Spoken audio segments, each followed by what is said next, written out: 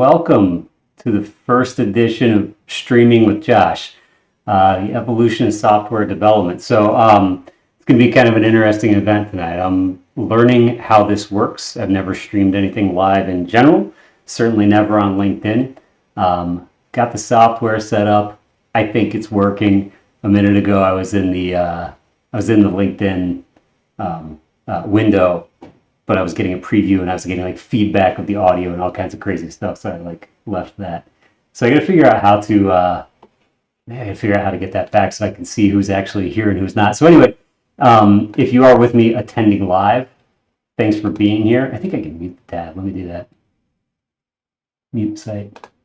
Yeah, thanks for attending. Super glad that you're here. And if you're not watching live, if you're watching the video replay of this, welcome. Also glad you're here. I do want for this to be as interactive as possible. I think for this first time out, I'm going to have a super hard time multitasking and trying to keep track of what's going on live. I think there's a chat window over there. So if you are on the live stream, feel free to drop some comments in there. And if I see them, I'll try to call that out and try to get a little bit of a dialogue going. This one might be a little bit awkward, but hopefully for future sessions, that's how it'll go. My goal with this is just to open a dialogue. I'm super excited about what's happening in the generative AI space. There's a lot of really awesome developments happening, a lot of stuff that I'm taking advantage of, and I'm experimenting, learning, doing all kinds of interesting things that I want to share with you. But I'm also really, really interested to know what the community is up to. What are you guys seeing? What are you doing? How are you using generative AI? How does it plug into your process? And more generally, how's it going? How's software development? How's the engineering world? What's the state of the art? So I hope if you have any comments, questions, ideas for what we could talk about, that you throw those in the chat. I don't think this is like a video call where I can where people can jump in. I think it runs I think this is unidirectional. If you can speak, please do so. But anyhow, let's get to the content. So today I wanted to start with just kind of some basic intro kind of stuff. And let's see if I can get this going. There we go. So I threw together a Tome deck, and if you haven't used Tome, this is the first example of generative AI that we're gonna get to. This thing's good for creating presentations. You basically drop in a prompt, a couple sentences. It'll flesh out sort of an outline and propose some slides for you. So that's what I did, and that's the content that I'm going to sort of gesture at as we go along here. So this is all about evolution of software development, and the slides are mostly here just, like I said, for something for me to sort of point at. The text that's on here isn't super important. Some of it's been edited by me. Most of it was authored by Tome, so take it with a grain of salt. But just to frame the conversation, I started thinking about some of the ways that I've been using generative AI in my process and some of my side projects, and I've sort of been using it to augment software development. And that kind of got me thinking. It's stepping even further back and thinking in terms of what is software development really? What are we trying to do? At the most basic level, all we're doing is we're communicating with machines. It's how to get information from the brain of a human into a machine to do something with it, whether that's to generate output or to cause something to happen in the real world, like an item to ship from a warehouse somewhere. That's ultimately the goal. And there's a lot of ways to do that have evolved over time. Think about input devices, something like a mouse and a keyboard, pretty basic, been around for a long time. We've seen some evolution on top of that, where there's voice control and some other mechanisms for how to get input into a machine. But by and large, that's kind of where we're at. And then I was thinking in terms of software development being an extension of that. So whereas I can interact with my local machine, again, with a mouse and keyboard, if I want to do more than that, if I want the machine to take actions on its own and sort of combine those in some way, I can build software to do that. And so that's kind of how I'm thinking about this as we get into this conversation, software development being a means for communication. And you kind of see what I'm getting at, I think, in the next next slide or two. But I started thinking about that in terms of abstraction, right? And so this will be familiar to a lot of folks on the call. You know, in the immortal words of DJ Cool, some of y'all might know this, and some of y'all don't. But this is all about layers of abstraction. So you talk about the hardware level, which is like the actual inner workings of a machine.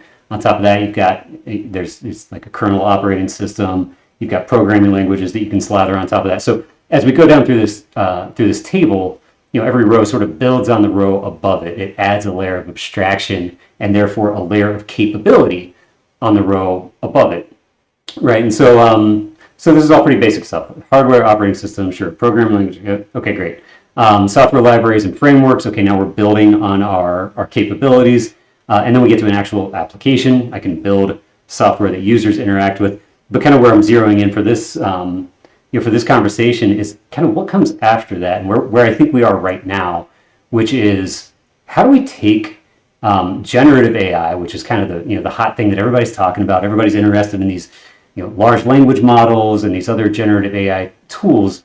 How do we leverage that in order to build better software, or even beyond that? How do we use those tools to sort of zoom out from what we've been focused on in terms of software development, which is I've got to pick the right tech stack, I've got to use the right language, the right framework, I've got to make sure that I've got developers who know what they're doing, who are talented, who can write scalable, maintainable software, and a lot of this very human effort in order to get a robust application. How do we zoom out from that a little bit and focus more of our effort, not so much on the nuts and bolts of how we're constructing an application, but rather, what is it that we're trying to do? And it goes back to that concept of communication. What is it that I'm trying to communicate to the machine so that I can get it to do something, right? And so kind of the punchline here that I put on the table is, let the bots do the work. The idea being that, what if we experiment with getting out of the business of coding, hands-on coding in the trenches, and we let generative AI take that over to some extent. And we'll talk about kind of why that works and doesn't work depending on the situation. But that's kind of the thrust here. So and so just talking about intended outcomes. Again, it's that idea of communicating what is it that I want the machine to be able to do. And so here's some stuff you can read at your leisure if you're so inclined. But basically, we're talking about efficiency, automation, and then this concept of generative AI to bring in and basically focus on solving the problems. The humans can focus on solving the problems, the business problems, the domain problems, and kind of let the machine take care of the details. And it's sort of that next logical evolution in terms of what we've already been building toward in terms of those layers of abstraction over time. So generative AI, next step. Yeah, there's a nifty graphic generated by Tome itself. So that just kind of brings us to, again, expressing intent. And I promise I'm going to get away from the slides in a minute here. I don't like slides any more than anybody, but this does help frame the discussion and just sort of help step into what we're getting at today. So this is really the slide that I want to focus on, because this is where I'm summarizing the bullet points, right? Generative AI. So these are things that traditionally require development skill. So again, human beings that are skilled, that know what the hell they're doing. We want to zoom out from that and express intent. This will help in terms of democratizing these capabilities. So if I can develop a system, if I can develop a model, if I can develop some chunk of AI that's capable of developing a reasonably robust application, something that's not going to tip over, that has a huge impact on just broadening the base of who can produce an application like that. It no longer requires this, this sort of ivory tower type of knowledge. When we think about, especially when we think about like traditional software developers, these, sitting in a closet, very educated, very focused, leave me alone, let me code, brilliant minds generating this output. What if we could sort of, tease that out a little bit and make it more available to others? And again, we're focusing on outcomes. So we're not focused on the nuts and bolts in the trenches, hands-on like coding. So that's kind of what I want to get all the way to. And so like to kind of illustrate that and to illustrate this progression that I'm describing, What made me think of this was kind of my own journey, and I'm sure a lot of folks can relate to this. When I was young, I'm not going to go into how old I am or what year it was, but here's a clue. My dad brought home a Commodore 64. That was the first computer in my household, and it was cool at first because like, oh look, I can put a disc into this thing and I can play a game. And you know, we had every game that was ever made for like Atari and Nintendo. They were all there on the Commodore, so I could just like play games all day, which was great. But then one day I discovered that not only can I play games that other people made, but I could make the thing do whatever I wanted by this thing called programming that I wasn't, you know, I didn't know what it was, and I stumbled upon it. And so this might look familiar to people of a certain age. The Commodore 64 shipped with something called BASIC. This was the interface. This was like the operating system for the Commodore 64, and you can basically write a program in this thing and run it. And so I did what everybody did, I think, when they first picked up a Commodore 64. Let me refresh this thing because I want to actually do this if I can. I did the first thing that everybody does, which is you write a basic program that looks like this: 10, print, Josh is cool, 20, go to 10, run. Ta-da! And so now I have a computer telling me how awesome I am, right? And so that was like, that's like the hello world of BASIC. And I think everybody did that. It was like, let me go in and just like make it, you know, spit out this message, and you can start messing with colors, and you can start doing all these cool things. And so it was like discovering that capability that set the wheels in motion of like, all right, well, if I can do that, what else can I do? And then I discovered that, you know, there were entire platforms, even on the Commodore 64, there were entire platforms that you could build on top of. There were like game makers where rather than writing in BASIC, you could take a collection of sort of libraries, you know, sprites, little graphics and stuff like that. And there were canned routines for moving them around on the screen and doing all this kind of stuff. So it's like really, really amazing. And so that was kind of, for me, the beginning of that journey of that evolution. And now if we fast forward way far ahead, then we get all the way into, you know, now we're writing code and we're in like, let's see, let's just click over here to the IDE. Like now we're, you know, we can write Python. It's really, really easy to get up and running and just like, you know, build something from scratch and run it in no time. What's on my screen right now is a project I was messing around with yesterday. A while ago, I built a screen scraper to go out and get like NFL, to get the NFL schedule. Back in the summertime, I went to get the NFL schedule in order to seed this pool that I do with a bunch of friends. It's a pain because like when we're talking about NFL data, you know, it's kept under lock and key. It's very difficult to find just like a JSON, like a REST API where you can pull that kind of data. It's not hard to find. It's hard to find for free. If you're willing to pay for it, you can absolutely get that data. But you know, I'm just a guy, so I was looking at I just need the data. Can't find it in JSON format. Couldn't find a spreadsheet anywhere, a CSV file, just something that would dump out the NFL schedule. So I wrote something to go and do it, like a screen scraper, and it worked, and that was great. And then I was revisiting that yesterday because now I'm at the point where, great, I've got the schedule, but now I need to update the scores all the time, and I've been doing it manually all season. I thought, well, again, wouldn't a screen scraper be great for this? Let's just build something that could go out and do it. And that's exactly what this is that's on my screen right now. But what's interesting here is how I built it. This is written in Python. I'm not a Python expert. I know how to spell Python. I know enough to be dangerous. But, you know, I need a little help. And so whereas just a couple of years ago, the way to do that would have been, all right, well, let me go out to Stack Overflow and let me map out what I'm trying to do, and let me go step by step and just try to dig in and sort it out.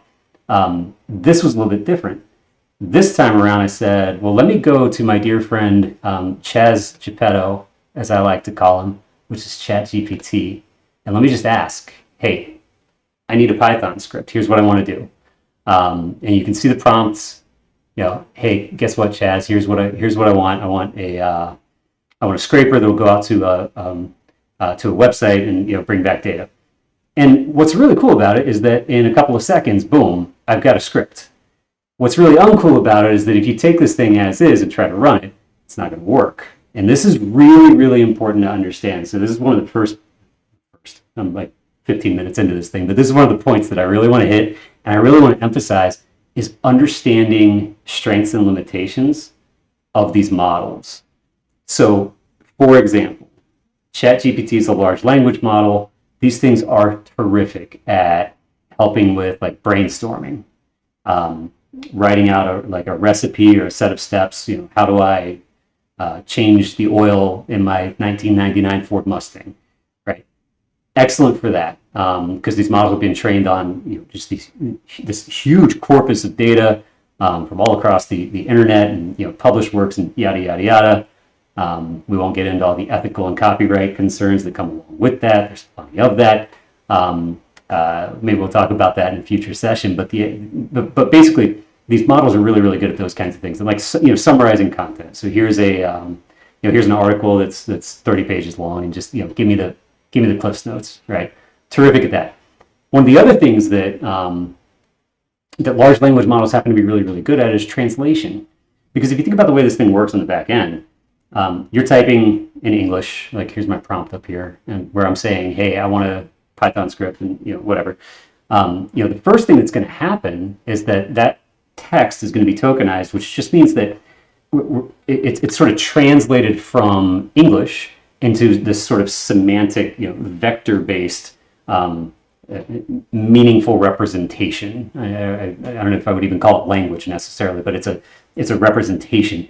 And then in order to answer a question or respond to a chat message or whatever, it's sort of just this this mechanism to guess what should come next. Take an educated guess based on the corpus of data. So having typed my prompt of like, hey, I need a program to do this stuff, what would a likely response be? And ChatGPT says, well, I think the next token is going to be the word sure, because I'm responding affirmatively that yes, I can do that. And then based on the context of everything we've talked about so far, it's going to keep generating these tokens until it thinks it's done.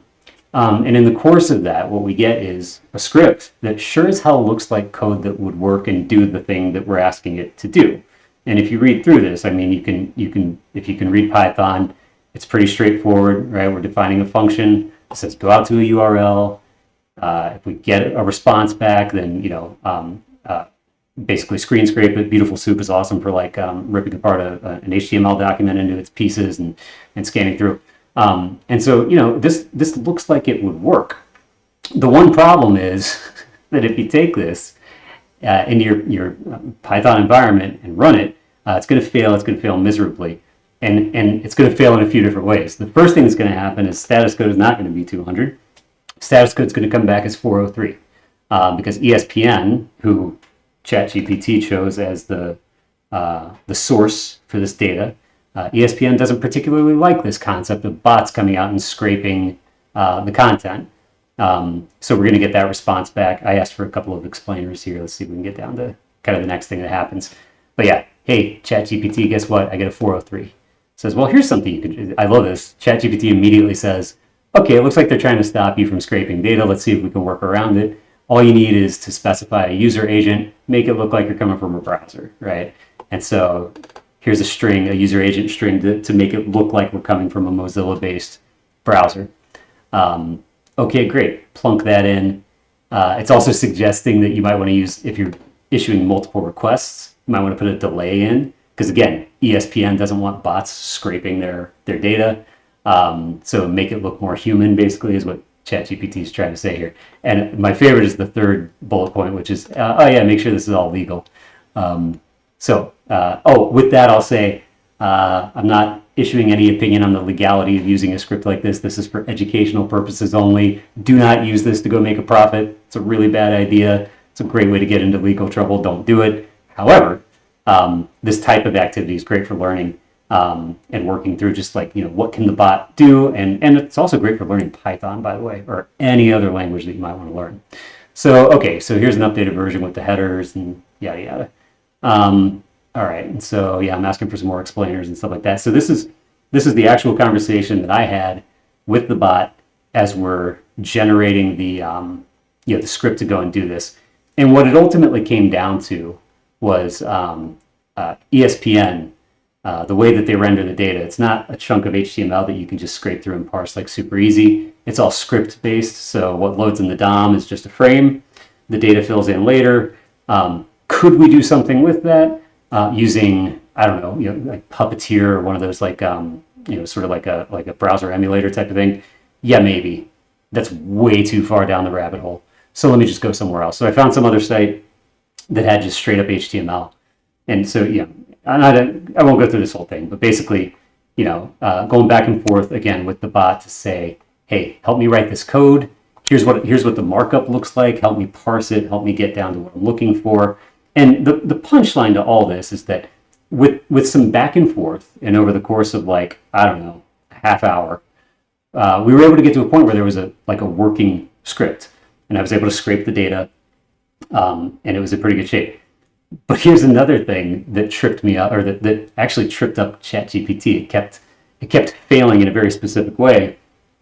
And again, I won't go into all the detail about it. I don't want to take up too much time, but I asked it to go out and get all of the games that were on the page, which I think is 272.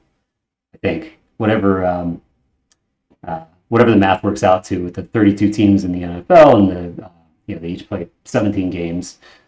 So what is it? I guess it'd be 16 times 17, 272. I don't know. Keep me honest in the comments. Something like that. That's not what I was getting at all. I was getting a record set that consisted of 18 records. Whoopsie daisy. That was because, in its infinite wisdom, ChatGPT decided that it wanted to make a dictionary by week. So week 1, week 2, week 3. And every iteration, it was looping through every single row on this like HTML page. But for each one, it was saying, update the dictionary key with this game. And so you can imagine what happens as you iterate. Once you've done the first record for week 1, you go through the next iteration. Here's another game for week 1. It just replaced the one that was already there. And you can see it's doing an update here. I asked it to explain because I wanted to see if ChatGPT would pick up on the fact that, hey, wait a minute, this doesn't quite make sense. It happily explained what was happening, but it didn't quite register that, hey, something's wrong. So I went back and forth a few times to say, hey, you got some problems here. Some of the data didn't look right. And then the big one, which is, you're overwriting on each iteration. You're ending up with 18 records. What I need is 272 records. Hey, what the hell? And so it responded dutifully, sure, I understand. No problem. Here's a new version of the script.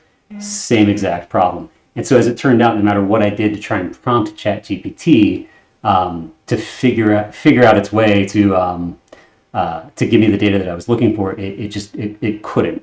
It's worth noting this is ChatGPT 3.5. I don't know if 4 would do any better. Also, this isn't the only tool in the world, right? I mean, GitHub Copilot, you might have better luck. Google Bard is supposed to be pretty good at generating code. So there's all kinds of caveats. But the point is that regardless of what model you're using, you got to be careful, right? Because it will make mistakes. You've heard about hallucinations, and depending on where you're at in terms of your understanding of like all this like AI and like large language model stuff, you may or may not have a clear picture of what hallucination really means. But it's just sort of this concept of the bot will generate stuff that looks good, looks right, looks like it works, but may not actually have any basis in reality. ChatGPT is not sitting on top of a Python compiler where it's going to go run this code and check the results to see if it actually works. So that's up to you as the human, or well, in this case, me as the human.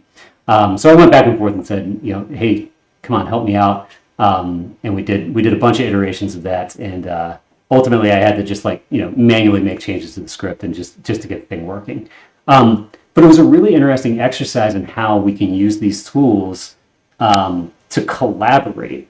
And the way that I've been thinking about collaborating with the models, with AI, it's almost like working with an employee, working with I think of ChatGPT as a junior developer sitting alongside me. ChatGPT has gone to school. ChatGPT understands the syntax of whatever language you throw at it. It understands all of the basic concepts, the building blocks. It understands patterns, and especially if you give it guidance to say hey, I want you to think like an architect. I want you to really build something scalable, and you give it some kind of hints like that. It's actually pretty solid. But it's worth noting that the output usually gets you about 80% of the way there. in terms of like working, functional, shippable software. So tread lightly, be aware of that as you sort of engage with the model. That's true in coding. It's true in anything else. Any question that you ask this thing, you want to vet the output and confirm whether or not you think there's some veracity in it, because the models do have a tendency to, it's not lie, not fabricate. Hallucinate is a pretty good term. It's but you got to really think about the inner workings of what this thing is built to do. It's built to complete the sentence or complete the phrase or the paragraph or whatever. Predict the next token that's going to come in the sequence, right? That's all it does. So that can be really, really powerful, and it can look really impressive, and it can look like the model is capable of reasoning and solving problems. But you just got to be really careful with that characterization, because what's really happening is not so much reasoning as much as it is predicting what comes next. So I thought that was really interesting, and I've run into a couple of other things like that. And we just get rid of that for a minute. I've run into a couple of other things like that when I first started messing around with ChatGPT and like these other models. It's really interesting to probe and see where the limitations are. Another thing to bear in mind is that the only thing this thing, quote unquote, knows is what it was trained on, which again is that huge corpus of data, and anything that you, the user, have introduced to it, so that you've added into the chat history.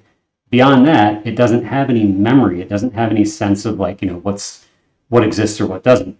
And a fun way that I used to demonstrate this, that I stumbled upon by accident, actually. I wanted to play a game. I was like, let's play a game, ChatGPT. What kind of game can we play? How about that, what's the game you play with the kids where it's like, all right, think of an animal. I think it's like, animal, mineral, or something else. But I was like, let's just do animals. So I said, ChatGPT, it's your turn. Think of an animal and remember what it is. Don't tell me, but remember what it is. And then I'm going to ask you questions. And you just give me yes or no answers. And then I will try to guess. And if I guess wrong, you tell me I'm wrong. I keep going. If I guess right, you tell me I'm right. I win, right? That's the game. ChatGPT is horrible at that game, because the first thing that happens in the game is it's supposed to think of an animal, but not tell you. Well, a large language model isn't capable of doing that. It doesn't have memory. It doesn't have a place to store that, but it'll respond as if it does. So like, hey, ChatGPT, you ready to play? And it'll say, yep, sure enough, I'm ready to go. Do you know what animal that you're thinking of? Yes, I do. I'll remember. Don't worry. Okay, great. Is it a mammal? No. Okay, is it a bird? No. Okay, is it a reptile? No. And you go down this whole path, and then you loop all the way back around. It's like, well, is it a tiger? Yes, it's a tiger. Congratulations, you got it. And like, wait a minute, ChatGPT. The first question I asked you was if the thing was a mammal, and you said no. And the reason that happens is because, again, the model doesn't have any way to keep track of that. It doesn't have any sense of like what it was thinking of, quote unquote, thinking of at the beginning of the game. There's no memory for that. If it doesn't exist in text, like in the chat window, in context, then there's no memory of it. Now, what we'll get into in like maybe future sessions are ways to work around that and to kind of make it seem like it's a little more interactive, a little more intelligent. It's really, really simple to integrate with APIs for ChatGPT in particular, but also the other like large language models, and some of the other generative AI tools that are out there. So there's a lot of really cool ways that you can sort of like build apps on top of that and sort of patch over the gaps of whatever it is that you're trying to do that maybe a large language model on its own isn't great for, but by bringing in some other components, like you can make some really cool stuff. I've got a few examples of that. We'll take some deep dives in some future sessions. I'd love to get into that stuff. And I hope that you find it interesting. So stay tuned.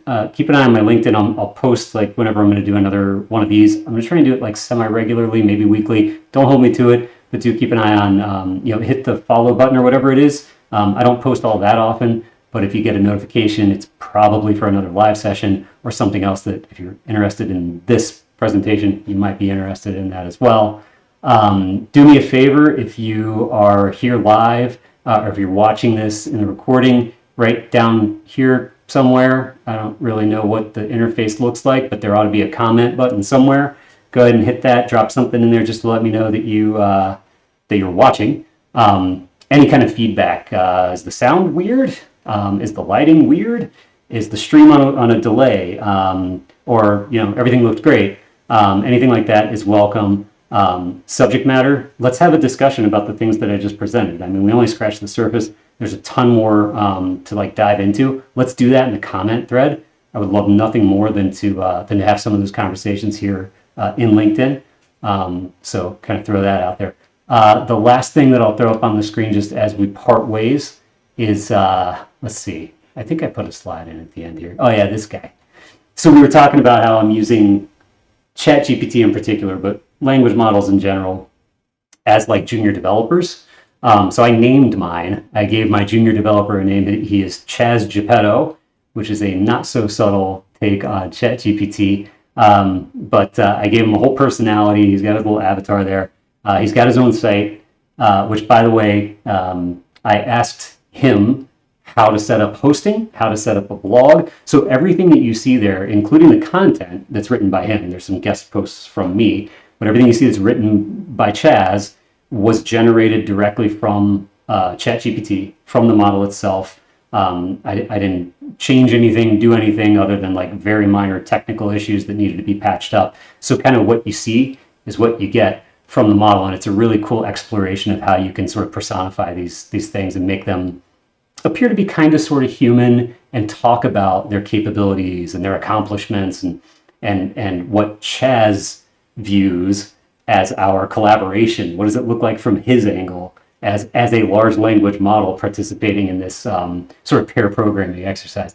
So there's some interesting reads over there. Feel free to check it out. ChazGeppetto.com. Pretty bare bones. It doesn't look like much, but there's a number of entries in here that are pretty entertaining reads. I highly recommend the Screech Singularity if you haven't already seen it. That one's linked on my profile as well on LinkedIn. Some really interesting stuff there. Anyway, I'm over time. It's 9:02. So wherever you are, thanks for attending. Good evening, good morning, good afternoon, good day. Thanks so much for your time. Like I said, please drop a comment and look forward to seeing you again soon. Take care.